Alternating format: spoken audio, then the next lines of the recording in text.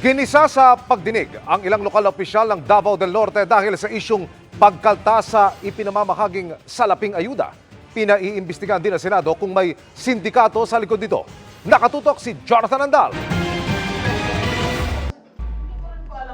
Ipinakita sa pagdinig sa Senado ang litratong ito ng bigayan ng ayuda sa Tagum City, Davao del Norte noong Hunyo ng nakaraang taon, kung saan ang mga magkapares na benepisyaryo na binigyan ng 10,000 piso, kinaltasan daw ng City Hall ng 7,000 piso para sa kanilang kasalang bayan.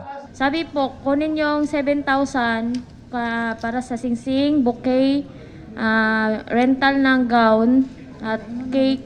Sa baba lang nito, naroon mismo ang hepe ng Davao del Norte Provincial Social Welfare Office. Yung after talaga namin po, yung mabigay sa tao yung Wala, pera. pareho, after wala ato. tayo. As to the internal agreement o sino yung kumuha ng pera, Your Honor, wala na po kaming kinalaman doon po. Mahirap the na ako internal maniwala ano. sa iyo dyan. Nakita mo sa harapan mo na nakapila sila. Umakyat doon sa taas para mag-remit doon sa deduction. Hindi ka nagtatanong? Sa bayan naman ng Carmen, sa Davao del Norte pa rin, mga estudyante naman daw ang kinaltasan ng ayuda ng October 29 bago magbarangay elections. Tinanong po ako ng lalaki kung nasan yung pera ko.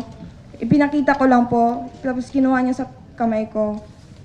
Binilang niya yung pera, kinuha niya yung 9,000, ibinigay niya sa akin yung 1,000. Tapos sabi niya, pwede ka nang mag-exit. Sino yung lalaki na yun? Hindi ko po kilala yun eh. Sa tingin mo, sino? Staff nino? Staff po ng municipality po namin. Sa Carmen po.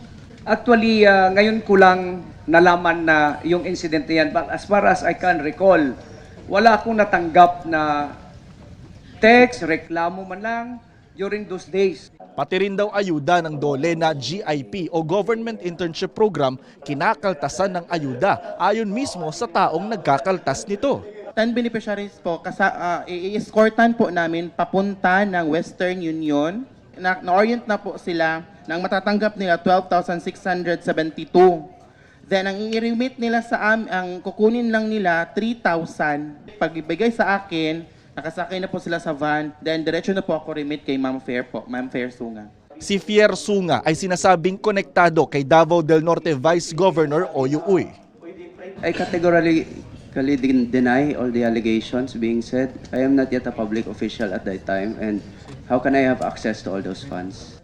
Iimbestigahan daw ng Senado kung may sindikato sa modus na ito sa mga ayuda ng gobyerno. Inatasan ni Senator Bato ang CIDG Davao Region na pangunahan ng investigasyon at makisali rin sa pag-iimbestiga ang DSWD at DOLE. Pero sabi ni Senator Jingoy Estrada, dapat nationwide na ang investigasyon dito dahil posible raw na hindi lang sa Davao del Norte ito nangyayari. Para sa GMA Integrated News, Jonathan Andal, nakatutok 24 oras.